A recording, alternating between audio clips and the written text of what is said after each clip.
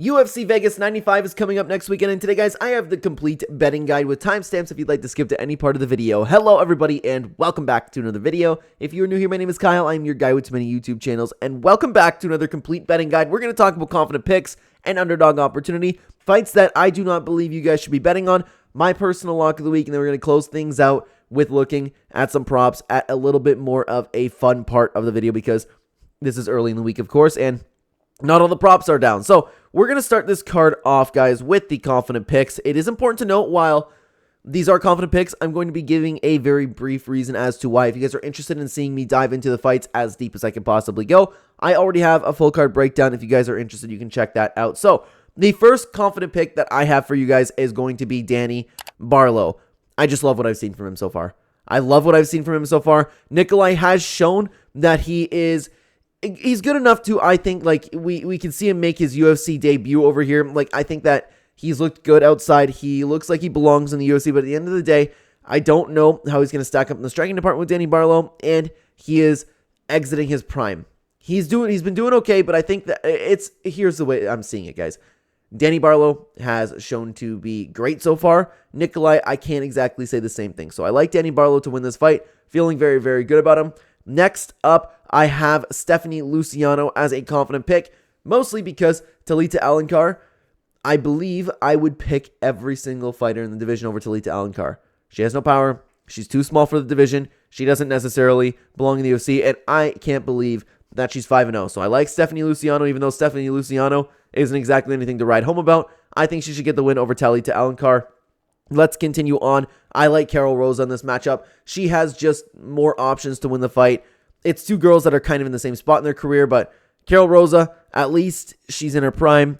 At least she'll have all the options to win the fight, and I got to think that she will start utilizing different techniques to win the fight and not just stand there and fight Pani Kianzad's fight. So I think Carol Rosa has all the tools to get this job done. The last confident pick, guys, I have for you over here, and I will say this is more of like, I'm not like absolutely sure about this one. All these other ones I'm not like super confident in. I just think that they're going to win. I think that I'm sitting here, I'm like, yeah, they're going to win. Like, I was considering like throwing just like maybe $5 on all of them to parlay together just to see if it hits. The last one is Youssef Zalal.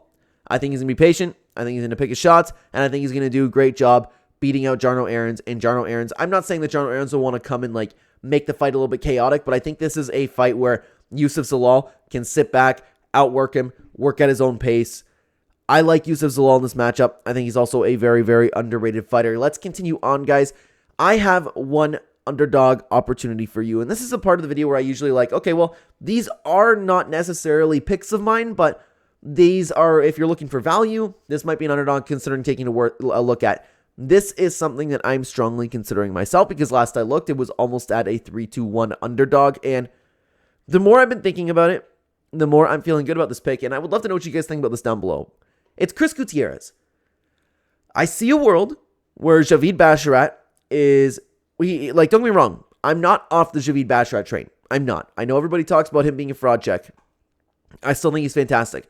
I see a world where Chris Gutierrez is dancing around him for 3 rounds, chopping down that leg. Javid Basharat is quite heavy on that leg. I can see it. I can see it being one of those classic, clean Chris Gutierrez performances, and I am strongly considering hitting this myself. I actually really like Chris Gutierrez in this matchup. Plus, we have seen, especially in his last fight, if Javid Basharat is able to get a hold of Chris Gutierrez and take him down, he has quite underrated ground defense. I like Chris in this matchup. I really, really do. Now, guys, let's move on to a few fights that I personally do not believe that you should be betting on. Starting off with Carl Williams versus Johanna Denise.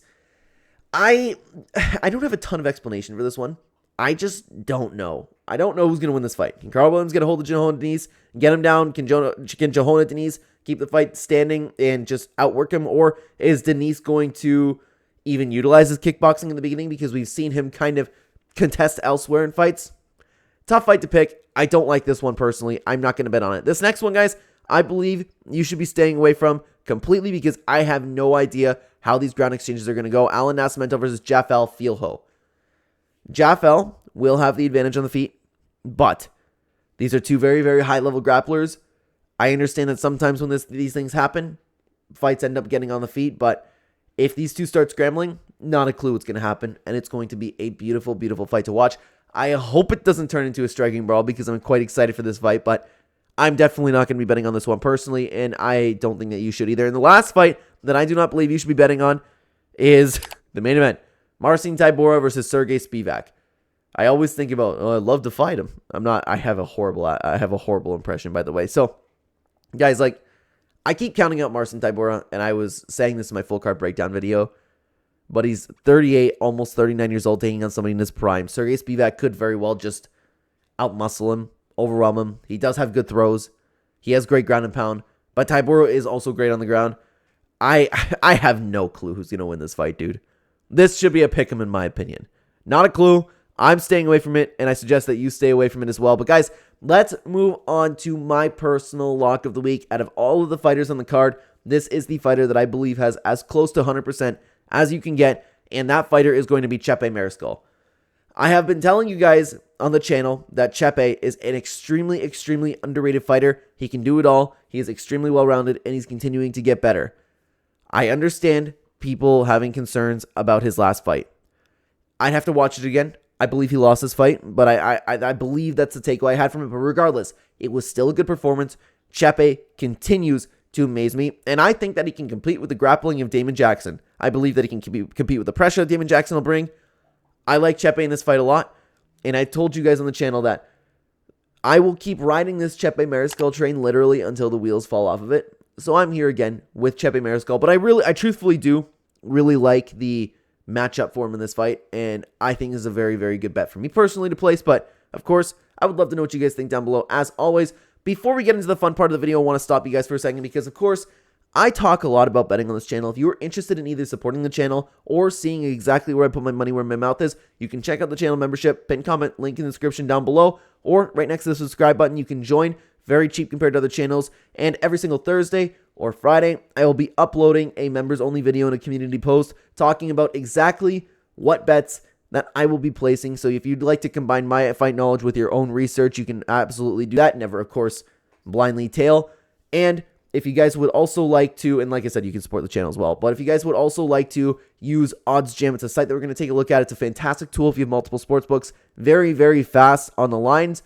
You can check that out in the pinned comment description down below as well. If you use my link and code Clenbat, you can get a discount if you want to sign up to OddsJam. So let's take a look over at OddsJam, guys, because this is a little bit of the fun part of the video over here. Because like I said at the beginning of the video over here, there isn't a ton to really work with when it comes to props right now. You see you barely have any over-unders. Wow, there are no over-unders. Oh my god, dude. Oh, that's great. Betway's bugged out. OddsJam, and OddsJam's like the quickest site to have lines everywhere. What's going on, man? Come on. Oh, dude. Anyways, I'll have to close the video out there, guys.